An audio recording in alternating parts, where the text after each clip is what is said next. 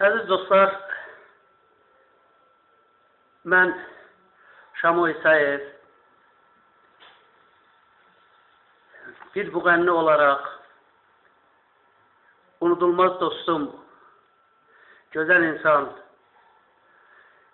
gözəl ailə başçısı, böyük sənətkar, bəstəkar, şair, bütün müsbət xüsusiyyətləri özündə birləşdirən bir insan, hörmətli, unudulmaz dostum Bəhram Nəsibov haqqında söz demək bu günləri mənim üçün həm çətindir, həm də biraz asandır. Əvvəla onu deyim ki, mən Bəhram müəllimlə 1977-ci illərdən tanışam. O vaxtlar mən və mənim kimi bir neçə gənc istedadlı müğənnilər müxtəlif ansambllarda məşqə dəvət olunurduq. Belə məşqlərin biri də demək olar ki, Bəhram müəllimin iştirakı ilə keçirilirdi. O da tez-tez həmin ansamblın məşqinə gəlirdi, otururdu, qulaq asırdı, baxırdı və yavaş-yavaş bizim aramızda münasibət yarandı. Sonralar Filarmoniyanın bağında musiqiçilər o vaxtlar ora yığışırdılar. Biz tez-tez görüşürdük. Vahid Poeziya evində hərdən orada oturanda sənətdən, şeirdən, musiqidən, muğamdan söhbətlər eləyirdi. Mənə dəyərli məsləhətlər verirdi. Sonralar iş elə gəldi ki, 1980-cı ildə bir neçə dəfə toy məclisində Bəhram müəllimlə bir yerdə iştirak elədim. Onda mən cavan bir oxuyan idim. Təzə-təzə demək olar ki, puxtələşmişdim.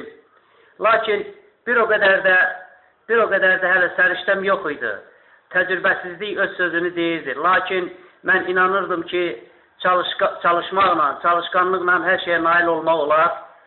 Allah, qurban olum Allaha, Allah özü elə gətirdi ki, 1981-ci ilin yazında mən may ayları idi.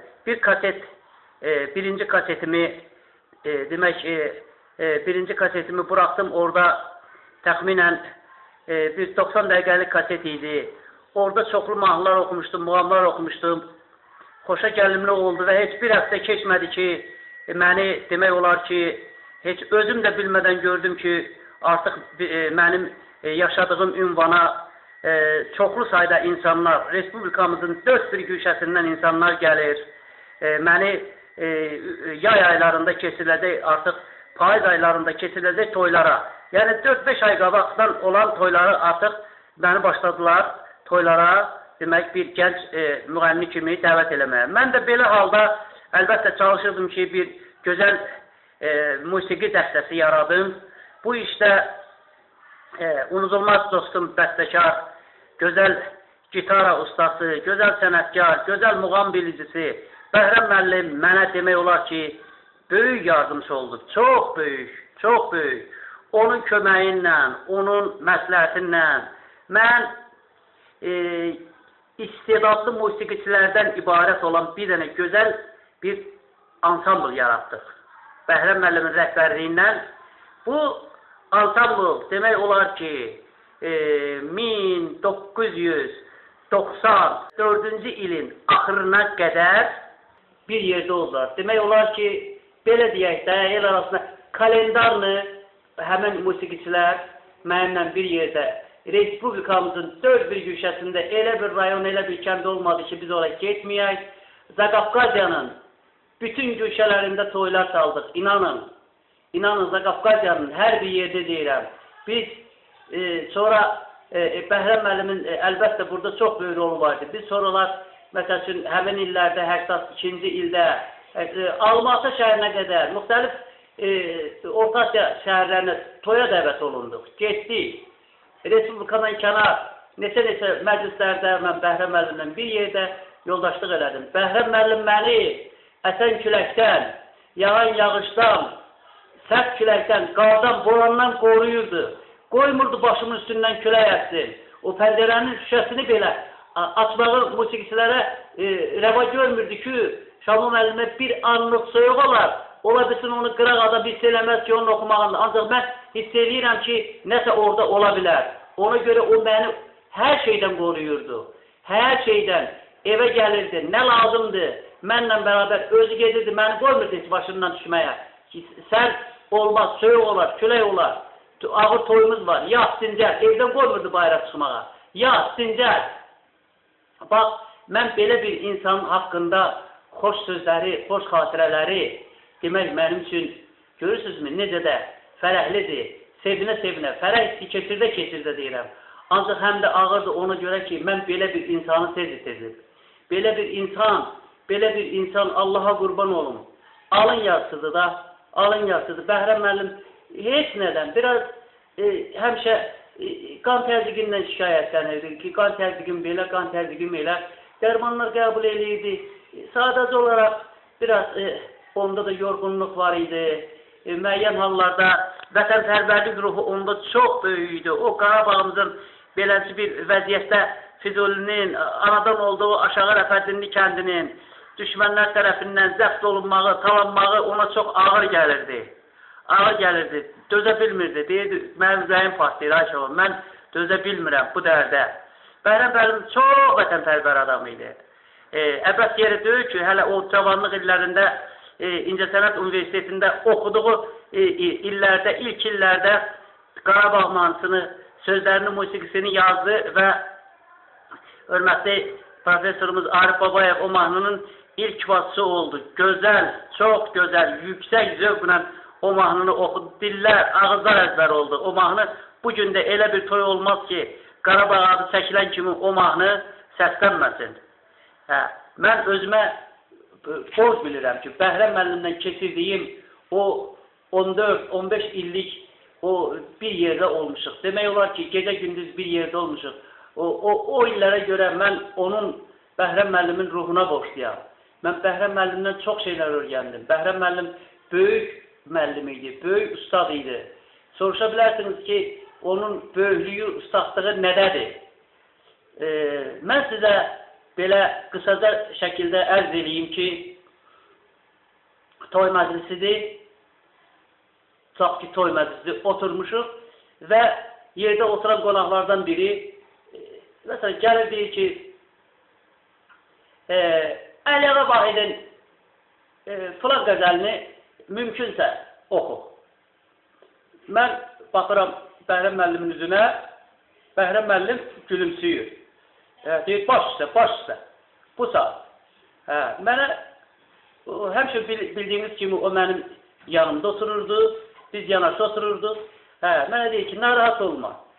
Şur oxuyuruq, mən yavaş-yavaş deyəsəm, sən də yavaş-yavaş oxuyursan, aramla, tələsmə. Və beləliklə də bu bir dəfə yox, 5 dəfə yox, 10 dəfələrdən belə hallar olubdur. Bax, Gəncədə, Bərdədə, Şəmkirdə, Şəkidə, Lənkəranda o qədər hallar olub ki, mahnı deyiblər, məsəl üçün sözləri ola bilər də, kompüter, insanın başı kompüter deyil ki, mahnı yaddan çıxır və yaxud da ki, bilmirsən, onu müəllim o dəqiqə hazır idi. Hazır idi. Deyirdi və bir kalenada çalırdı, deyirdi, buyur indi oxu. İndi ondan sonra sən necə onu oxumayasan? Necə oxumayasan? Oxuyurdum böyük zövqlə, böyük ustalıqla yaradırdım. Hamı da əl çalırdı, sağ ol, mənə düşürdü. O sağalların hamısını isə mən buket eləyirdim, Bəhrəm müəllimin ünvanına göndərirdim ki, Bəhrəm müəllim, sağ ol, var ol, min yaşa. Əziz dostlar, onu deməliyəm ki, sizə ki, 100 dəfələrlə ucqar rayonlarımıza məclislərə getmişik. Ta belə deyək də, Qazaq, Səfa, Tovuz, Şəmkir, Gədəbəy, Gəncə, bu yandan nə bilim, Beyləqan, Füzuli, nə bilim, Ağcabədi, Lənkəran, Masallı, Assaran, belə də bu yandan İsmailli, gecənin bir aləmdir, dumanlı havadır. Bəhrəm müəllim toy yerindən gecə saat 3-də, bəzən olurdu 4-də ayrılırdı. Sizi inandırıram ki, Bakı şəhərinə çatana qədər məni gətirib öz evimdə, öz qapımda məni yola salana qədər Bəhrəm müəllim zümzümə eləyirdi. zümzümə edirdi. Ona görə ki, həmi şirin söhbət, şirin musiqi yolu qısaldır. Belə bir atalar sözü var. Şirin söhbətlərlə gəlirdik. Həm də mahnıları zümzümə edirdi. Mənə deyirdi, qulaq as. Muğamdan muğama keçirdi. Muğamdan muğama keçməyin dəqiq yollarını, ayaq vermələri, sözləri, qəzəlləri, sonra öz mahnılarının necə yaranması haqqında mənə həmən gecələr o qədər olub ki, tubanlı havada Gəncədən Bakıya gəlirik, Bəhrəm müəllim mənim üçün, məsəl üçün, filan mahnının nəfər yazıb, mahnılar necə yazıb, bunlar hamısını məndən söhbət edirdi. Bəhrəm müəllim, bundan başqa onu deməliyəm ki, o qədər olub ki, eksprom mahnılar Bəhrəm müəllim hazırlayıb, Bəda Həsən elə bir anlığa mənə deyib. Məsələn, belə sizə maraqlı belə bir söhbət edeyim. Bir dəfə Abşeron kəndlərinin birinə məclisə gedirdik. Mənə dedi ki, dostumun qızının toyudur, bəs uşağın adı Könüldür. Amma o bir mahnı hökmən gərək biz ithaf edək. Dedim ki, mən hazır. Mahnı ver mənə oxuyum. Sizi inandırıram, toy yerinə çatana qədər mahnı hazır idi. Əbəs yerə o Azərbaycan radyosunun hazırlığı fondunda da var, Könül qızın mahnısı var. Yəqin dinləyicilərimiz eşidib. Həmən mahnı bax, belə yaranmış, qəbildən olan bir mahnılardan biri idi. Bundan başqa, Gəncə şəhərində bir çox mahnılar, balaca uşaqların adına mahnılar eksprom olaraq hazırlayırdıq. Kasetlərdə də var. Hətta bir səs yazma məntəqəsinin orada bir işçisi vardı. Bir də bizdən xahiş edər ki, mənim adıma eksprom bir mahnı oxuya bilərsiniz. Şair o dəqiqə deyir ki, baş üstə. Elə orada da elə bir mahnı hazırladı. Aşıq sayağı bir melodiya üstündə mən onu oxudum. İndi də yenə o mahnı mənə elə gəlir ki, dillər əzbəridir. Əsas Bəhrəm müəllimin elə coşqulu həyatı, bilirsən, məni mahnıları yazırdı. Bir anlığa, bir dəqiqənin içində mahnını hazırlayırdı, gətirirdi, mənə örgədirdi. Və 81-ci ildən sonra bir-birinin dalınca gör neçə kasetimiz çıxdı. Hamısında Bəhrəm müəllimin müşayiətinlə, Bəhrəm müəllimin yazdığı mahnılar, onun melodiyalara yazdığı sözlər. Bunlar hamısı o kasetlərdə vəsf olunurdu. Bəhrəm müəllim hər musiqinin, hər məşqdə, hər mahnının məşqində, hər inandırıram ki, hər notun üstündə musiqiçilərlə bəs onlara göstərir verdi ki, bu belə olmalıdır, bu olmalıdır, bax, musiqi cümləsi budur, bu notlardır, başqa əlavə şey çalmaq olmaz, düzgün çalmaq lazımdır, mahnı necə var, gərək o formada xalqa çatdırılsın. Bəhrəm müəllimdə belə müsbət hallar çox idi. Biz yadımdadır ki, Musiqiçilər Bürosunun bir ansamblı vardı, Şahnaz ansamblı. Bəhrəm müəllimi orada dəvət eləmişdilər. Bəhrəm müəllim orada məni də dəvət elədi, gedək o ansamblından, onlara kömək eləyək, onlar televiziyada çıxış eləmək istəyirlər. Həqiqətən də mən getdim, orada bir neçə mahnını, o cümlədən dillər əzbəri olan Ələkbər Tağıyevin Hüseyn Arifin sözlərinə yazdığı Yağışda mahnısını, böyük sənətkarımız Esen Xalq artisti Zeynəb xanımın ifasında eşitdiyim o gözəl mahnını mən orada Bəhrəm müəllim o orkestrin uşaqlarına necə örgədirdi, mən onun şahidiyəm.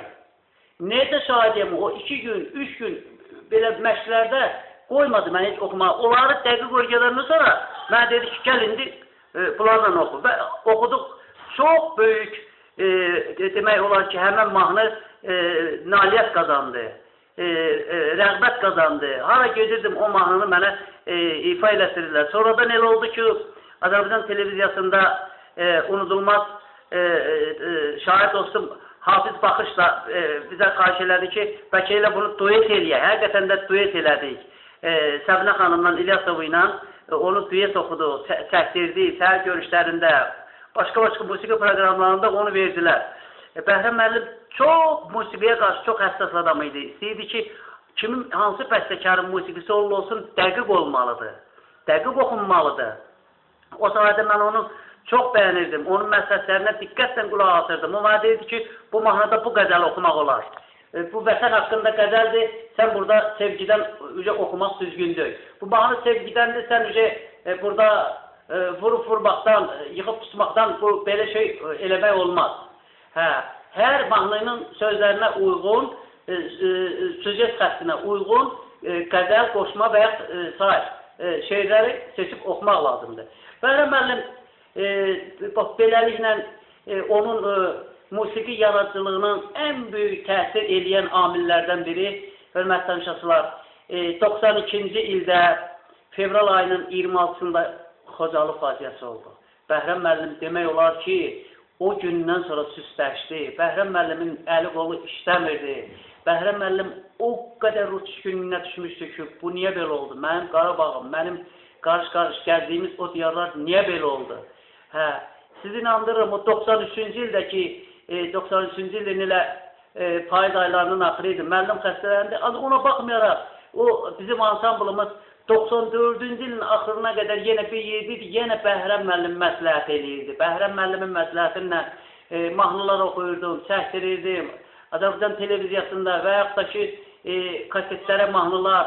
Bax, belə-belə halları mən böyük belə fərəhlə deyirəm ki, ona görə ki, o adamın çox böyük rol oldu. Çox böyük rol oldu mənim musiqi yaradıcılığımda, mənim muğamı bilməyimdə, xalq mahnısını bilməyimdə, təsnifləri bilməyimdə, qəzəli, qoşmanı düzgün tələffüz eləməyimdə. O bir dənə sözü mən oxuyurdum. Sonra mənə deyir, çıxal, sən orada nə deyirsin? Kimi söyürdüm? Deyirdim ki, yox, məsəl tutalım ki, deyir ki, Süsənli sümbüllü tər bəni öşəli. Deyir, sən orada nə deyirdin? Deyirdim, Süsənli sümbüllü tər. Deyir, sən elə demirdin. Sən belə demək olmaz. Sözü çeynəmək olmaz. Düzgün deyə. Bu sənin gələcəyin üçün. Mən belə şeyləri unuda bilmirəm. Mən Bəhrəm müəllimin belə diqqətçil olmağına həmişə borcluyam. O, demək olar ki, mənim nə tərz deyərlər, yanımda, mənim elə sağımda diyalmaqla mənim ürəyim idi. O, mənim musiqi sahəsinə gəlməyimdə, profesional səhnədə, azdan çoxdan tanınmağımda çox böyük rol oldu. Düzdür, istedad öz yerində, ancaq musiqini bilmək, muğamı bilmək, mahnını bilmək, düzgün oxumaq, səhnə mədəniyyəti, oturuş, duruş, cəmaatla rəftar. Bu, belə şeyləri Bəhrəm müəllimdən mən çox yaxşı öyrəndim. Bəhrəm müəllim çünki böyük sənətkar idi, o İncəsənət Universitetini bitirmişdi, İncəsənət Universitetinin məzunu idi. Həm də demək, İncəsənət Universitetini bitirirsə, demək, böyük müəllimdir. Böyük müəllimdir, sənətkarlığı ayrı. Özdə onu deyim ki, hörmətli tamaşaçılar, o yeganə bir oxuyan idim ki, o mənə ancaq Xaloğlu deyirdi. Xaloğlu, zəng eləyəndə də, evə gələndə də, evinə gedəndə də, toyda da, ham deyirdi ki, bunlar doğrudan mı Xaloğludur? Doğrudan mı Xaloğludur? Bizim Klarnet Salam dostumuz var idi, rəhmətli Əvvəl Məmmədov, o da deyirdi ki, bunlar doktor Xaloğludur da, biri Füzulidəndir, biri Gədəbəydir. Bax, belə, hərdən belə qaravəlli söhbətlərimiz də olurdu. Bəhrəm müəllim yumoru çox sevirdi. Bəhrəm müəllim satiranı çox sevirdi. O özü də tez-tez eləmçi bəhri təbillərində əgər tamaşaçılarımız yəqin oxuyublar, görüblər. Dəfələrlə Azərbaycan televiziyasında gedən səhər görüşləri proqramında Bəhrəm müəllimin bəhri təbillərindən demək, ayrı-ayrı bizim aktyorlarımız demək, çıxışlar eləyiblər. Onlar göstəriblər. O nə dərəcədə, necə gücdür.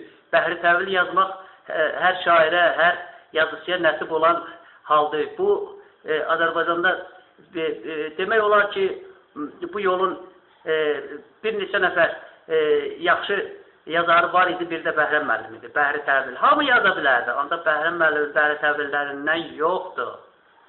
Adam qulaq asanda da ləzzət eləyir, düşündürür, düşünürsən, bax, belə halları mən bir daha deyirəm ki, musiqiçi olmaq, musiqi yaradıcılığıyla məşğul olmaq, tanınmaq, sevilmək, bu tək sənin özündən asılı olan bir haldır. Bu, sənin yanında sağ solun güclü olmasa, ansambl səni güclü müşahiət eləməsə, dəqiq müşahiət eləməsə, dəqiq çalmasalar, düzgün çalmasalar, sənin oxumağın da onda keyfiyyətini itirər, sənin səsin də. Çox şükürlər olsun böyük Allahıma ki, mən Bəhrəm müəllimlə o cavanlıq illərində böyük sənətkarla bir yerdə yoldaşlıq eləmişəm. O mənə çox şeylər öyrədib. Mən ondan çox şeylər öyrənmişəm. Mən demirəm ki, Bəhrəm müəllim mənim oxumağımdan zövq alırdı. Mən çox vaxt görmüşəm ki, o qədər mən sevgi oxuyanda və ya aşkı mahnıları oxuyanda görmüşəm ki, Bəhrəm müəllim haldan hala düşürdü. Ona təsir edirdi. O, nətəri deyərlər, ləzzət verirdi ona. Sonradan özüm deyir ki, xaloğlu, büyük yaman oxudum. Xaloğlu, büyük yaxşı oxudum. Və yaxud da ki, hərdən olur, deyir ki, xaloğlu, bir günləri oxumaq xoşuma gəlmədi. Niyə belə, niyə belə? Bayaq dediyim kimi o mənim üstümdə əsirdir. O qoymurdu. Mən boş günümüz olanda qoymurdu. Dedi, evdə yat. Bir gün yat evdə. Dincəl. Danışma. Qoy səsin vastanavit olsun. Yəni səsin qaydasına düşsün. Ruh qarşısında mən boşlayım o kişinin. Bildiyiniz kimi Bəhrəm müəllimlə 81-ci ildən sonra çıxan 94-cü ilə qədər olan kasetlərimin hansında Bəhrəm müəllimin orada nətər deyərlər, dəsti xətti var. Ya mahnılarından oxumuşam, ya müəyyən musiqilərə yazdığı sözlər orada demək, öz əksini tapıbdır. Və Bəhrəm müəllimin öz mahnılarının, bilirsiniz, bir neçə mahnısının mən ilk ifaçısı olmuşam. Hətta televiziyada bəzən belə olurdu ki, o vaxtlar Sovet ideologiyası idi. Bəs Bəhrəm müəllim kimi bir neçə bəstəkarlarımız da var idi ki, görsən, biraz həvəskar bəstəkar kimi qəbul olunurdu. Azərbaycan televiziyasında qorxurdular ki, təqdim eləsinlər, musiqisi, məsəl üçün, Bəhrəm Nəsibov. Belə mahnılardan biri haqqında mən istəyirəm sizə balaca bir məlumat verim. Bir musiqi, ayda bir dəfə, ay yarımdan bir tez-tez mənim konsertlərim olurdu. Günün xəbərləri proqramından sonra və yaxud da ki, səhər proqramında və yaxud da ki, başqa-başqa verilişlərdə tez-tez oxuyurdum. Bəhrəm müəllim Güldən İncəsəm mahnısını yazmışdı mən üçün. Artıq o mahnı mən oxuyurdum, el şənliklərində oxuyurdum. Artıq mahnı hazır idi, mahnı pişmişdi. İndi rəhmətli İslam müəllimin idarə elədiyi o instrumental ansamblından bu mahnının oxuma növbəsi gəlmişdi. Televiziyada musiqi redaksiyası bir neçə mahnıya icazə verdilər. Lakin bu mahnı dedilər ki, hamısı Bəhrəm müəllimin adından artıq çətin olacaq. Sözləri də, belə deyək ki, həm sözləri özünün, həm musiqisi özünün artıq düz gəlmir. Bəs nə inəyək, nə ayraq? O zaman bizim dostumuz, xalq şairi Zəlimxan müəllim, Zəlimxan Yaqub, Allah canını sağ eləsin, Allah şəfasını versin. Burada bizə yaxın ərazidə, Qanlı Gölün, o vaxt elə deyirlər, Qanlı Gölün kənarında Zəlimxan müəllimin evi vardı və tez-tez görüşürdük. Tez-tez görüşürdük, Şərifzadə küçəsində kitab mağazası var idi. Orada tez-tez görüşürdük və Bəhrəm müəllimlə artıq Zəlimxan müəllimi tapdıq. Razılığını aldıq ki, bəs icazə verib bu mahnının sözləri sizin adınıza deyilsin ki, yoxsa televiziya buraxmır. Buraxmırlar. Zəlimxan müəllim musiqiyə qulaq asdı, dedi, çox gözəl musiqidir, çox da gözəl sözlər. Gülüm, güldən incəsə. Və beləliklə də o mahnını mən Zəlimxan müəllimin adından oxudum. Sonradan bir sıra müğənnilərimiz bu mahnını məndən icazə alıb oxuyanda mən onlardan xahiş elədim ki, artıq müstəqil respublikamızdır. Bəstəkarların hamısı öz adlarından çıxış eləyir. Dedim ki, bu mahnının sözləri də, musiqisi də Bəhrəm müəllimindir. Rica edirəm, o mahnını düzgün deyəsiniz. Musiqisi də, sözləri də Bəhrəm müəllimindir. Zəlimxan müəllimin yüzlərlə mahnısı var. Allah canını sağ eləsin. Zəlimxan müəllim deyəm, bir də bu mahnıya ehtiyacı yoxdur ki. Bax belə. Sonra Zəlimxan müəllimlə bağlı, Hüseyn Ariflə bağlı bir dənə də sizə bir epizod danışmaq istəyirəm ki, o da Bəhrəm müəllimlə bağlıdır. Belə ki, əziz dostlar, bilirsiniz, Xatırla mənim mahnısının çox ifadəsi var. Ta Azərbaycan Radiosunu fonotekasına əgər nəzər yetirsəniz, musiqi ardıcıllığını dinləsəniz, görərsiniz ki, Xatırla mənim mahnısını bəlkə də 10-15 müğənnimiz oxuyub. Bəhrəm müəllim bir gün mənə dedi ki, xal sən niyə Xatırla mənim mahnısını lentə yazdırmırsan? Dedim ki, boşsa, yazdırım da. Səhər İslam müəllimin ansamblının elə məşq günü idi. Getdik orada şoförlər klubunda onda biz İslam müəllim məşqi aparırdı. Yığışdıq. Bir də gördüm ki, Bəhrəm müəllim də gəldi. Bəhrəm müəllim də gəldi, görüşdük, elədik. Dedi ki, dedi İslam müəllim, mən istəyirəm ki, Şamov bu mahnını öz orijinal variantında oxusun. İslam müəllim dedi ki, sən dedi onda onun orijinal variantını bizə göstər, biz görək nə təridir, məsləhət edir, oxusun da. Dedi, bu mahnının bir ayrı variantı da var. Dedi ki, hə, bu mahnı dedi, əslində başqa cür nə idi dedi. Bunu dedi, o vaxtı dedi, mən ilk ifadəsina bu mahnını verəndə, dedi, o ilk ifadəsi bu mahnının asan variantını dedi, götürdü. Ona görə də bu mahnı belə yayıldı. Əziz dostlar, Azərbaycan Radiosunun fondunda mənim ifamda Xatırla mənim mahnısı var. Bax, o mahnını Bəhrəm müəllim orada ansambla örgətdi. Həmən özünün dediyi kimi orijinal variant olaraq qəbul olunan o variantı demək, Bəhrəm müəllim ansambl örgətdi və mən də bilirdim. Mənə də örgətmişdi. Mən də onu elə oxudum. İndi ansambl hazırdır. Mən də hazıram. Vaxt götürmüşük. Fiyaletov səs yazma evində bu mahnını yazmalıyıq İslam müəllimin ansamblından.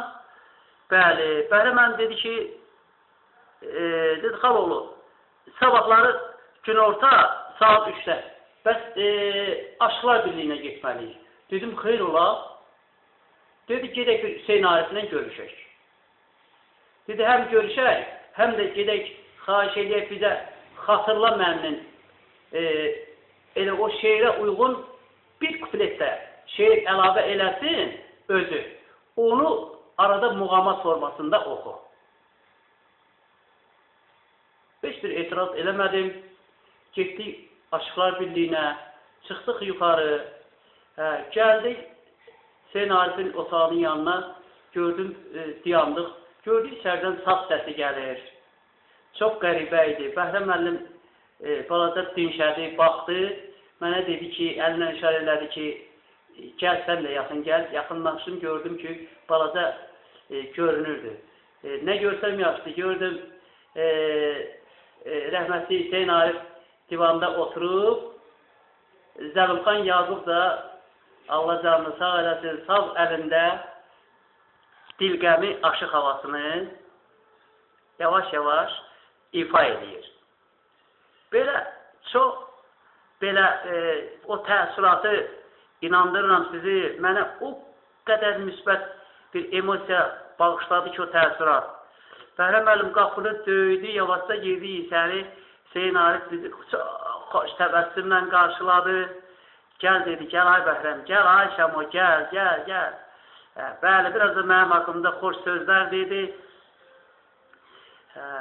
Zəlimxan müəllimlə görüşdük. Hətta xeyr ola, nəyə gəlmişsiniz? Ay Bəhrəm, nə var, nə yox? Dedi ki, Ayşən qağa dedi, Şamo Xatırla mənim mahnısını oxumaq istəyir. Gəlmişik ki, bəs bir kuplet bizə Xatırla məni şeirini əlavə eləyəsiz. Onu bir mahnının ortasında balaca bir Seycah Şamo oxusun. Mahnı fonda yazılır. Biraz başımla belə razılıq əlaməti bildirəndən sonra qayıtdı ki, Acəlim xan, bir kuplet xatırla məni yaz, altdan da mənim adımı yaz, onsuz da məndən sonra şair sənsən. Biraz gülüşdük, Zəlim xan müəllim də biraz gülümsədi ki, ay Cənqağa, sən özün de, mən qeyd edeyim. Bəli, həmən o fondda olan xatırla mənim mahnısı ki, mən ifa eləmişəm, orada muğamatın sözləri, bax, elə o andaca, bədayətən, Hüseyin müəllim, bir neçə kəlmə, Zəlim xan müəllim, Bəhrəm müəllim böğründən dedi, elə axırda da elə mən bir kəlmə dedim ki, 4-cü sətirdə belədir ki, ötəndə qumrular xatırla məni. Dedi, yaman tapsın. Bax, belə o mahnı haqqında mənim heç vaxt yadımdan çıxmır. Sonra, əziz dostlar, yenə Zəlim xan müəllimlə bağlı bir xatirədə yadıma düşdü. İslam müəllimin ansamblından Duman Salamat qalı bəşq edirdik. Bəhrəm müəllim mənə təkid elədi ki, sən təcili olaraq bu mahnını Azərbaycan Radiosunun fonduna yazdırmalısan. Bəli, getdik, məşq elədik. Onda İslam müəllimin ansamblında gitara çalan Vilayət, rəhmətli Vilayət Bəlini idi. Vilayət orada işləyirdi, gitara çalırdı. Rəhmətli ilə də xoş münasibətimiz var idi. Mənə dedi ki, müəllim, bir saz aləti tapa bilərsənmi? Mən bu mahnının ansambl çalsın, bir kalenada mən çalım. Elə bu moment Qulam Mirzəyev, hörmətli sənətkar qardaşımız, Zakir Mirzəyevin kiçik qardaşı, görkəmli belə klarnet çalanımız, zurna çalanımız, balaban çalanımız, mənə qarşı ki, çalmalım, mən də söz verirəm, vilayətin yanında balaban çalacaq. İşimiz belə düzəldi mi? İslam müəllim də eşidir bu söhbəti. İslam müəllim gördüm, gülür, təbəssüm qondu üzünə ki, nə yaxşı. Saz yoxdur. Onda 87-ci il idi, səhv eləmirəmsə, saz belə çoxalmamış saz çalanlar. Çox az idi. Ancaq mən bilirdim ki, Zəlim xan müəllimdə saz var. Zəlim xan müəllimin evində saz var. Bəli, gəldik, yenə Zəlim xan müəllimlə görüşdük. Bəs dedim ki, belə. İncəgülü havasını oxuyuram, Duman Salamat qal, xalq şairimiz Məmməd Arazın sözlərinə dedi ki, saz qurbandır sənə. Sazı götürdüm, apardım məşqə. Vilayət sazla, Qulam Mirzə müəllimdə, balabanla, ansamblla bir yerdə bu mahnını məşq elədik. Bax, gözəl bir aşıq havası, İncəgülü üstündə sözləri Məmməd Araz'a məxsus olan, bax, Duman Salamat qal, bax, belə yarandı. Bax, bunu yaranmağının səbəbi Bəhrəm müəllim oldu. Çünki Bəhrəm müəllim mənim təkid edirdi. Bu mahnını yazdırmalısan, bu xalq mahnısını oxumalısan, bu mahnının ortasında muğamat oxumalısan, bu mahnının əvvəlində bu tonalistdən oxumalısan. Zili zil, bəmi bəm. Allah'a şükür, səs var. Bax, əziz dostlar, mən belə xatirələr mənim yadıma düşəndə, varaqlandıqca, mən Bəhrəm müəllim ruhuna həmişə dua oxuyuram. Qəbri nurla da olsun mənim unudulmaz sənətkar qardaşımın. Allah onun 4 balasına ürəyi istədiyi qədər arzuları, istəkləri yerinə yetsin. Bəhrəm müəllimin çox gözəl ailəsi. Çox gözəl ailəsi var, çox gözəl. Həyat yolcusu, Rəfiqə bacı. Mən ən əziz bacım idi. Mən hər dəfə Rəfiqə bacımın evinə gedəndə, onun o qayğı keçdiyi, mənə göstərdiyi xoş münasibət, onu da deyim ki, çox gözəl yeməklər pişirirdi Rəfiqə bacı. Bizi Bəhrəm müəllimə gələndə heç vaxt qoymazdı ki, bir dənə köhnə yeməyə əl uzadaq, təzə yeməklər. Pişirirdi, hazır şəkildə qoyurdu. Mən istəyirəm sizə Bəhrəm müəllimin biraz musiqi yaradıcılığı haqqında balaca bir bəzi nüansları açıqlayım. Mən Bəhrəm müəllimə çoxlu sayda kasetlər vermişdim ki, Bəhrəm müəllim qulaq atırdı və o kasetlərin müəyyən melodiyalar bizə uyğun gələn, Azərbaycan mentalitinə uyğun gələn mahnıları götürürdü. Bəhrəm müəllim ona sözləri yazırdı.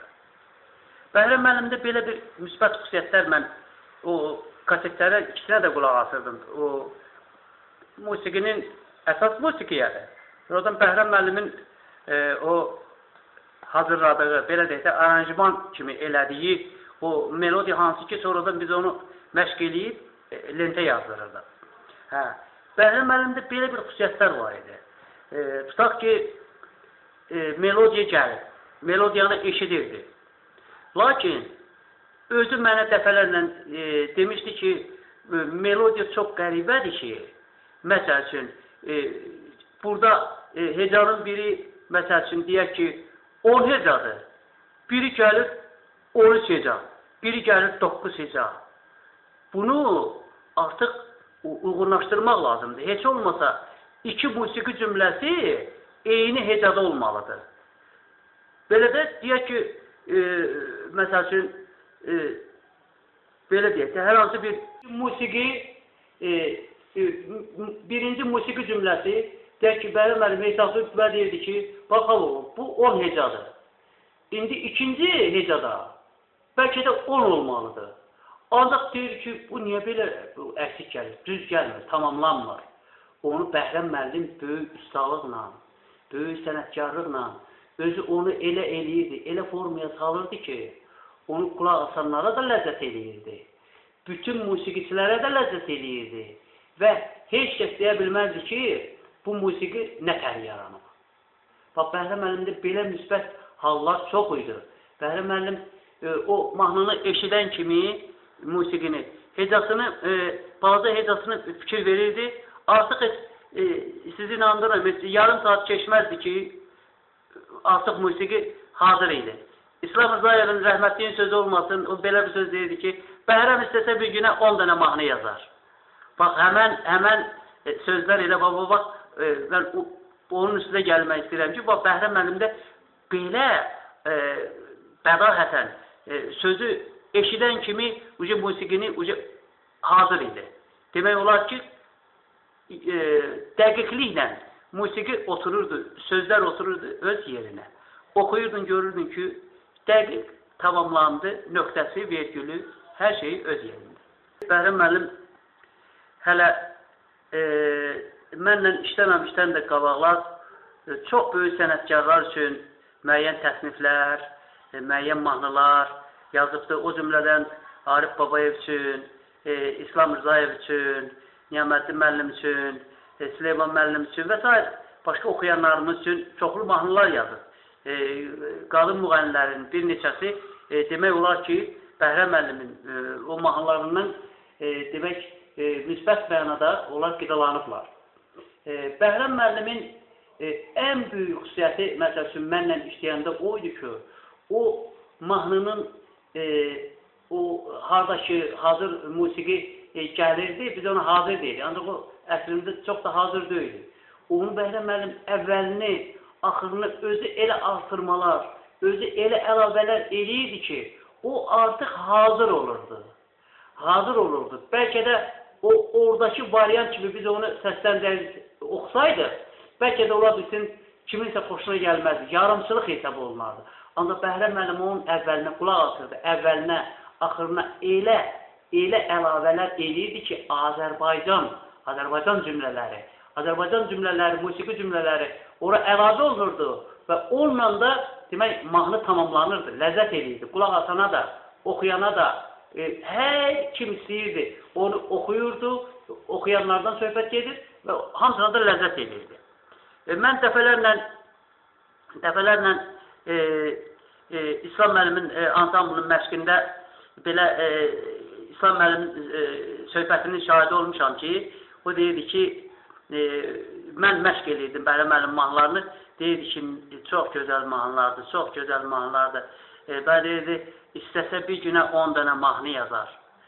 10 dənə mahnı yazar. Ancaq əziz dostlar, sizi inandırıram, 10 dənə də lap çox da yazardı. Ancaq Bəhrəm müəllimin o qədər qayğıları var idi. Ailə qayğıları, ev qayğıları, rayondakı qohumlar, bir yan Qarabağ, bir yan Balakə, bir yan Gəncə, bir yan Gədəbəy. Buradan otururduq maşına Gədəbəyə. Bizə gedirdik. Ancaq bir dənə xahiş edirdi ki, bir dənə dəftər götür. Baş üstə alır. Götürdüm dəftəri. Qoydum dizimin üstünə. Buradan Gədəbəyə çatana qədər 96 vərəqəlik dəftər dolu olurdu. Maraqlı, şirin, baməzəli söhbətlər, mövzular, şeirlər, deyə-deyə, gülə-gülə. Belə söhbətlərimiz o qədər olub ki, bədahətən deyirdi, yazırdım. Maşında da Bəhrəm müəllim özü maşını idarə edirdi, heç kimə qoymazdı. Mən oturanda özü maşını sürürdü, özü idarə edirdi. Rəfiqə bacı ilə də Əminə xanım da həmişə arxada otururdular. Onlar da eləcə sakitcənə deyə-deyə, gülə-gülə şad-ı xürrəm gedirdik Gədəbəyə, Gəncəyə, Şəmkirə, Balakənə və s. belə dostların evinə, hara lazım gedirdik. Bax, beləsinə xoş günlərimiz bir yerdə çox olubdur. Ailə dostluğumuz, belə ailəvi gediş-gəlişlər, ailəvi dostluğumuz, Bəhrəm müəllimin Balakənə rəhmətli xanım ana ilə tez-tez gedirdik. Orada bizə çox böyük qayğılar göstərirdilər, hörmətlər edirdilər. Oranın da havası elə, ancaq Gədəbəyin havasını Xaloğlu çox xoşlayırdı. Mən də Bəhrəm müəllimə Xaloğlu deyirdim, çox xoşlayırdı. Deyirdik, Gədəbəyin bu təmiz havasından yoxdur, yox. Hər şey belə bir zarafat edirdik. Yenə gəldik deyir, dağların qoynuna. Buranın havasından yoxdur, yox. Belə bir fason gəzişmələri zat olurdu. Onu da deyim ki, Bəhrəm müəllim çox gözəl oxuyurdu. Çox şirin səsi var idi. Özünə məxsus Qarabağ ləhcəsindən, Qarabağ yolu mahnılar, muğamatlar oxuyurdu. Mənə də bəzən məsləhət görürdü ki, Basayıgahı oxuyanda çalışla ki, bax, buradan belə başla. Buradan belə başla, buradan belə başla. Hala, deyiləsi söhbət, qutarası söhbətdir. O qədər danışmaq olar ki, saatlarla, günlərlə, aylarla. Mən bizə şeyə təəssüflənirəm ki, o boyda böyük sənətkar elə təzyiq onu aman vermədi. O yüksək təzyiq o kişiyə aman vermədi. Bəlkə də bizim indi minlərlə təzə mahnılarımız var idi. Minlərlə təzə mahnılarımız var idi ki, müğənnilər cövlan edirdi indi. Həmən mahnılarla. Nətər ki, o axır vaxtlarda bir neçə mahnı yazdı müğənnilər ki, sevinə-sevinə oxuyurduq. Elə mən də oxuyurdum. Dostlar da oxuyurdular. Valla, yadıma düşəndə gözlərim dolur. Rəyimdən qara qanlar axır ki, heyf səndən Bəhrəm müəllim. Sən getdin, vaxtsız getdin, getməyinlə də, sakit təbiətinlə, yüzlərlə, minlərlə mahnını apardın. Ruhun şad olsun. Mən xoşbəxt sənətkaram ki, Bəhrəm müəllimlə bir yerdə saysız, hesabsız qədər toy məclislərində olmuşam.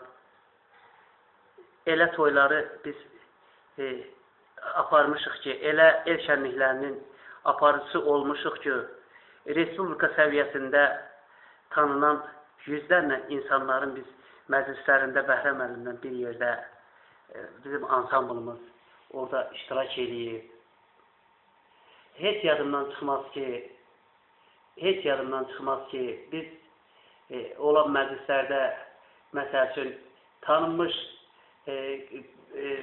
insanlar, el arasında, ictimaiyyət arasında, ziyalılar arasında böyük hörmət qazanmış insanlar bizim məclislərdə olurdu.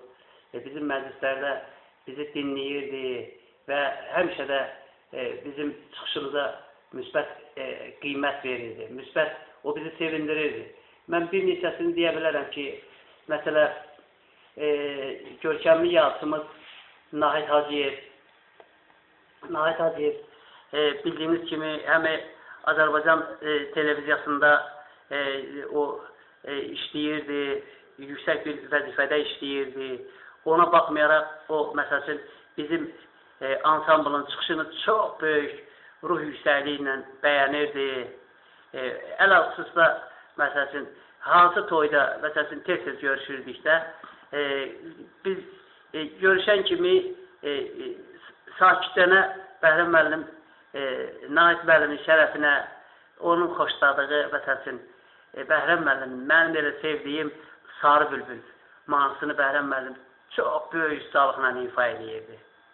Sizi inandırım, ondan sonra bəlkə Nahid müəllim mikrofonu götürürdü, bəlkə də bir yarım saat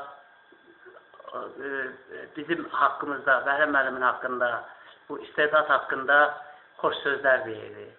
Görkəmli professorumuz Qəzənfər Paşayev dəfələrlə onların qohumlarının məclislərində, öz məclislərində olmuşuq. Qəzənfər müəllim o qədər müsbət sözlər deyir. Zəlimxan müəllim o qədər müsbət sözlər deyir. Biz böyük sənətkarların qohumlarının el şənliklərinə dəvət olunurdu. Məsəl üçün, elə məclislər olub ki, 10-15 dəfə Sara xanımın, Şövkət xanımın, Nəzbə Məlikovanın iştirak elədikləri, məsəl üçün, məclislərdə, məsəl üçün, bizim ansamblımız fəaliyyət gördü. Siz təsəvvür edin ki, Sara xanım, Şövkət xanım oradadır, hələ bir neçə nəfər də başqa yenə oxuyanlar və bizim ansamblımız necə orada biz onlardan sanki bir güc aldıq, qanad aldıq, qüvvə aldıq, yüksək səviyyədə çalıb oxuyduq. Onlar həmişə gəlirdilər, xoş sözlər bizim haqqımızda, xoş söhbətlər. Əl-xüsusda Sara xanım o qədər xoş sözlər deyirdi ki, biz daha da ruhlanırdıq. Bir də eşidirdim ki, artıq sabah Xaloğlu mənim üçün bir dənə mahnı yazdı. Bax, belə hallar tez-tez olurdu. Biz el şənliklərində çoxlu tanınmış insanlarla bizim haqqımızda çox təəssüf olsun ki, o vaxtlar hələ video kamera yox idi. Video kamera olsaydı, bəlkə də o çəkilsəydi, bugün o sözləri məsələn, eşidən bir indiki cavan bakaleniya, indiki cavan dinləyici, tamaşası, bəlkə də həqiqətən də təkrarən radioları hər gün dinləyərdilər ki, Bəhrəm müəllimin mahnıları görək hansı mahnılardır, hansı melodiyalardır. Ruşanlı müəllim bu hansı mahnıları oxuyub, hansı mahnıları oxuyub ki, belə böyük, klasik, böyük sənətkarlar belə müsbət hallar deyib. Vallahi da başqa, nə deyim, xoş sözlər bir-birinin ardınca gəldikcə varaqlanır, zəncir kimi düzülür, xatirələr düzülür, mən də yavaş-yavaş onu sizin qulluğunuza yetirirəm. İstəyirəm indi sizə bir dəfə bir el şənliyində belə bir başımıza gələn bir maraqlı, belə deyək, gülməli belə bir hal əmələ gəldi. Onu sizə təfsilatlarla danışım. Demək, bilirsiniz ki, Bəhrəm müəllimlə mən yanaşı oturmuşam. Ansamblın uşaqları da mən aşıq mahnısı oxuyordum, Aydıman gəl get bu dağlardan. Orada hamısı o Gəncəbuzlar zonasında xorla hey deyirlər. Hey. Aydıman gəl get bu da, Aydıman gəl geday qalan bu dağlardan. Uşaqlar hamısı bir də hey bəkdən deyirlər. Belə deyirlər, oxumuşuq. Bunu da bizim bayaq dediyim kimi o Gəncə şəhərində o səs yazma studiyasında işləyən dostumuz Arzu qardaşımız həmişə bütün toyları yazırdı və o demək olar ki o kasetlər əldən ələ gəlirdi. Moskva, Leningrad, Saratov, Volgograd, Tula, Ufa, Kazan, bütün şəhərlərdən demək sonradan bizə zəhlər olurdu. Mən onda bilirdim ki, söhbət kimin toyundan gedir, hansı toydan söhbət gedir. Bəli, günlərin bir günü yenə biz Gəncə şəhərində toya dəvət olunmuşduq. Çalıb oxuyuruq. Bizə dedilər ki, bəs Moskva şəhərindən dostlar qonaq gəlibdir. Bəs Şahin müəllim xahiş edirlər ki, bir dənə baş tarteli oxuyasan. Bəli, baş tartel, mənim əlimdə o gitarada onu elə köhlüyürdü ki, orta segah pərdəsindən saz səsinə belə tamamilə oxşayırdı. Demək, başladıq çalıb oxumağa, belə oxuduq, məsələn, yekunlaşdırdıq, sakitəni indi dinləyirik ki, görək, nə olacaq. Gördük, yenə aparıcı gəldi ki, yenə nəmər göndərdilər ki, bəs Moskvalı dostlar deyir ki, Aydıman gəl gedi, oxusun şabı. Bəli, başladıq, yenə oxuyuruq. Ancaq mən hiss elədim ki, bizim uşaqlar o xor yerini demirlər. Könülsüz deyirlər, hey, belə yavaşdan deyirlər. Biraz da barmağımı dişlədim. Dedim ki, bunlar yəqin bunu yaxşı demir. Yəqin onlar kasetdə o uşaqlar çox bəstdən deyiblər, zildən deyiblər, aklava yuxarı, qışqırıblar. Dedim, belə ola bilər. Dedi ki, yəqin elədir. Bir dəfə də çalaq oxuyaq, görək nə deyirlər. Bəli, çaldıq, oxuduq, görüm. Mən oxuyurum, Aydıman gəl, ayvam, bu dağlardan. Görüm, uşaqlar deyir ki, hey. Hamısı deyir, hey. Görəm ki, yox, bu effekt, o effekt deyil. Bəli, çaldıq, oxuduq, qutardıq. Artıq indi 2 dəfə oxumuşuq. Elə bu an yenə aparıcı gəldi ki, bəs dostlar deyir ki, Şahin müəllim Aydıman gəl gedi, o kasetdəki kim oxusun? Kasetdə nətər oxuyursa da el oxusun. Bəli, təzəndən dedim, kasetdə nətər oxumuşdur? Dedi ki, orada elə belə oxumuşdur, ancaq uşaqlar hamısı xorla özü zildən demişdilər.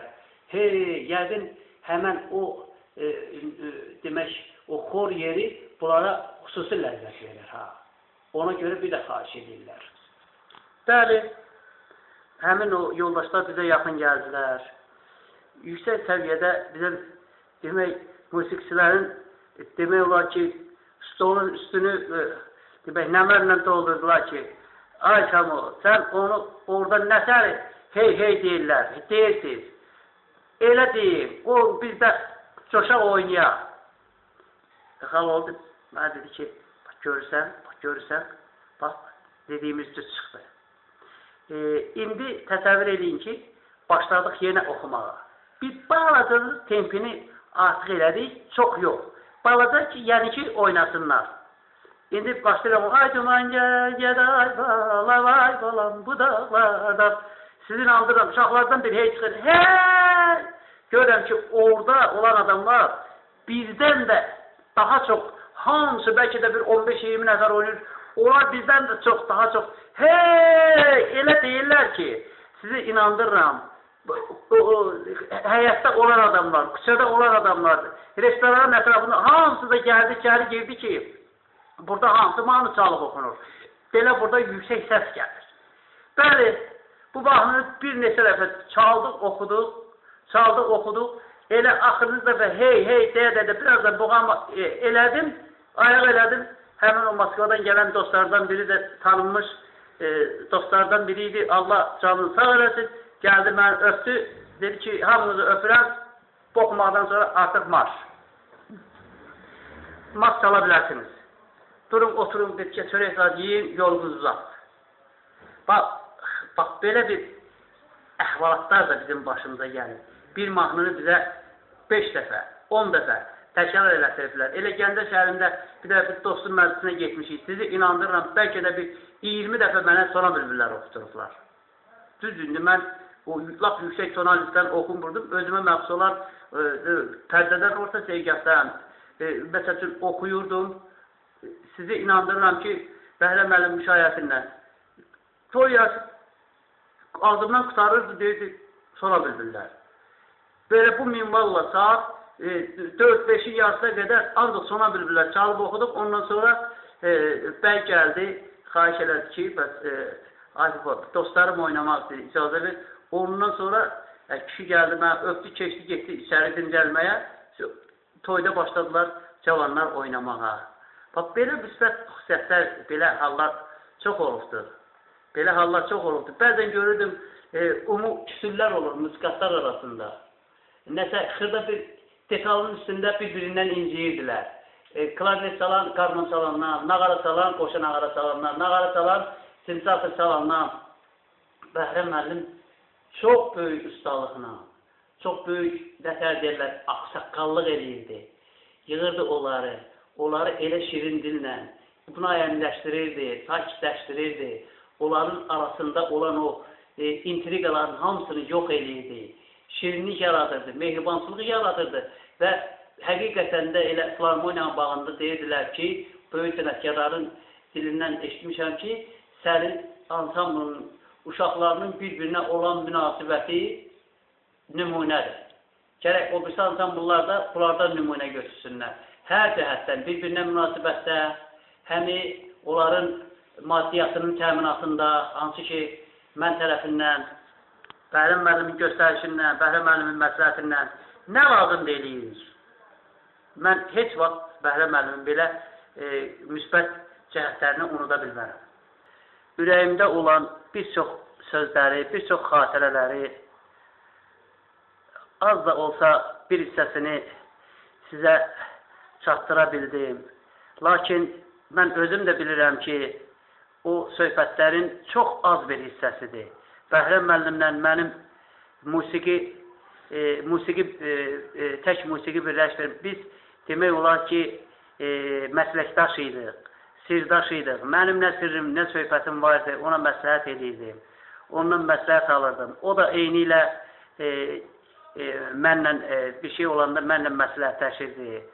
Mən demək olar ki, bu günləri Bəhrəm müəllimin yoxluğunu hər dəqiqə, hər an hiss eləyirəm. Çünki Bəhrəm müəllimdən sonra mən o ürəyimdən keçən o nəğmələri artıq hələ oxuya bilməmişəm.